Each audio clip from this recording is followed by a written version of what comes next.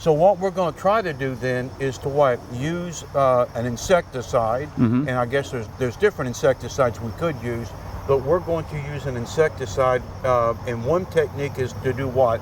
Inject it into the trunk? Absolutely. So what we prefer to use is the injection system here.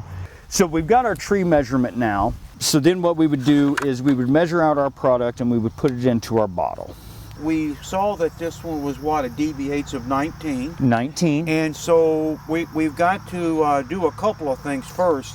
So let's look at the bottle here and the tubes and how we got it set up and how many of these holes you drill. And you've got a kind of a convenient cheat sheet here. Came off the label. Absolutely. This is all based off the label. And if you look down here, you can see we come down to 19 dBH, and then if you go over, we need 90 milliliters total with 8 injection sites per tree. Ah, so that's how we get how many holes. Absolutely. So I assume that the larger the trees, I need more holes, more injection points to be able to get this thing evenly distributed through the plant. Absolutely, that's exactly what we want to do. It makes it easier on the tree to distribute the insecticide. Usually 72 hours after we've injected it, the product has moved through the entire tree all the way up through the limbs into the leaves and down through the roots, so the entire tree is protected. So what we're going to do for this demonstration is we know that this one needed 8 injection points, and we've got the tubes out. And we can see that it's going to flow in the bottle. From the bottle, I would put in this case what was it, 90 mils? Yes, you would measure out 90 milliliters in a graduated cylinder such as this. Okay. And it's obviously got the markings on it. You put that into the bottle, put your cap back on, and then you set your plugs and going around. And then right here let's just do one. Yeah, let's do one so we can demonstrate what that looks like with your drill and the... Absolutely. So what you want to find is you want to find a good solid section within the root flare. I usually find a divot here. That way you're not drilling through thick bark. And so then you take your plug, which is just this little plastic piece right here, set it in your hole, and then all the systems come with a specialized tool. Just looks like a nut driver basically. Yep. And then you put that over the yellow spot, and now your plug's set.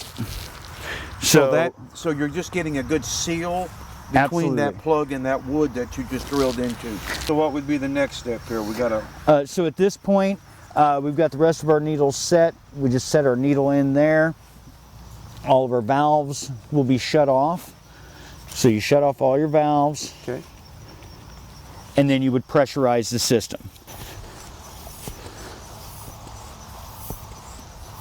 Not much at all. The system is now pressurized. You would actually relieve you would open up your valve here and then go through and open up all your valves on your needles.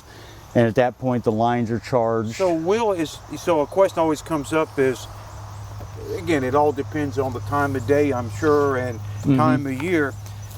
How long would it take me on a tree like this, on a day when the tree is really growing, pulling in water is available? How long would it take me to put my 90 mils through these 8 This ports? tree here, it would take about a half hour on a good day. On an optimum day, you're looking at about a half hour of uptake time.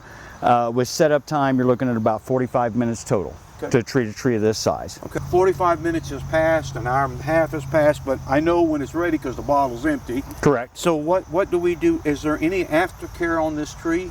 Actually, no. You simply just disconnect the system, and at this point, the system's entirely empty. So you just remove your plugs, and then you would roll everything up. You just put your equipment up. The tree is now it's got the insecticide in it. The plug right here actually seals up the hole, so you don't have to worry about any insects invading and burrowing into the tree farther. And then the tree will actually heal up over that. It's actually already started by this point. We're done with this particular tree, and again, it's a beautiful tree. It's worth preserving. I don't see a lot of mess behind. There's really nothing here. It looks like it was never touched. Absolutely. The only thing we leave behind is we leave a little sawdust or drilling filings there. And if you look close, you can actually see the plug inside the tree there. But other than that, all the insecticide and everything is inside It's the tree. gone.